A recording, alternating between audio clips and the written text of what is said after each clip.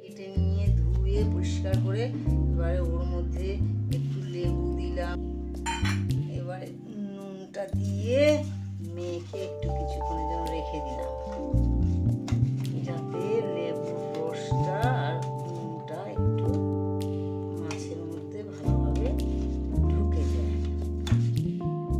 নারকেল কুড়িয়ে সেই কুড়োনোটার মধ্যে একটুখানি সামান্য জল দিয়ে উনুনে গ্যাসে বসিয়ে একটুখানি ভালোভাবে গরম করে নিয়েছি, তাহলে এর মধ্যে যে তেলটা আছে পুরো তেলটা বেরিয়ে যাবে।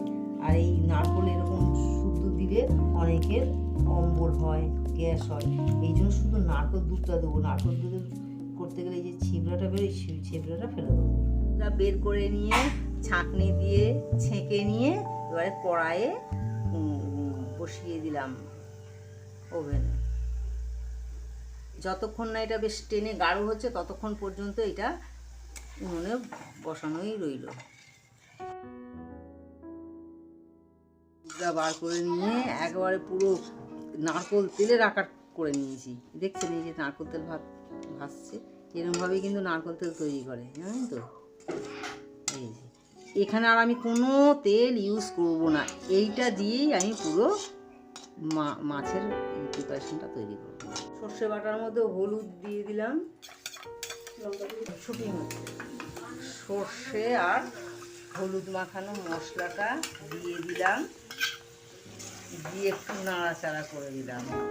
এর মধ্যে যতটা নারকেল তেল বেরিয়েছে, আধমালা নারকেল আমি এখানে ব্যবহার করেছি।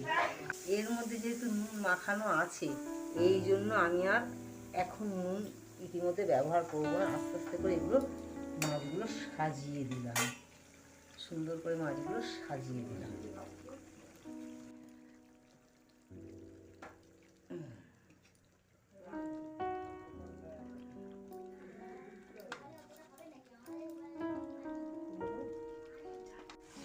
তখন নুন ব্যবহার করিনি, এখন উপর থেকে একটু নুন ছড়িয়ে দিলাম আর 3টে কাঁচা লঙ্কা দিয়ে দিলাম।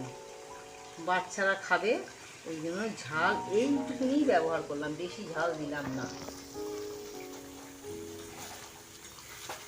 আমার বাচ্চাদের উদ্দেশ্যে, আমার বাচ্চারা খুব ভালোবাসে ইলিশ মাছ খেতে, বাচ্চাদের উদ্দেশ্যেই করা, এই জন্য বেশি ঝাল ব্যবহার আমি করিনি।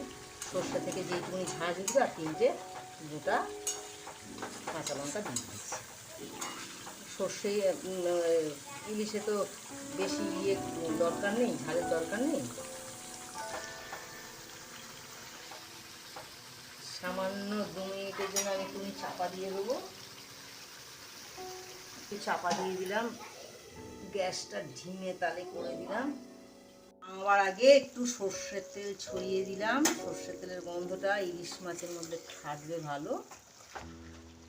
ছড়িয়ে দিয়ে এবার আমি নামিয়ে ফেলবো, ব্যাস হয়ে গেল আমার ইলিশ মাছ সর্ষে ইলিশ, নারকেল বাটা, নারকেল দুধ দিয়ে সর্ষে ইলিশ।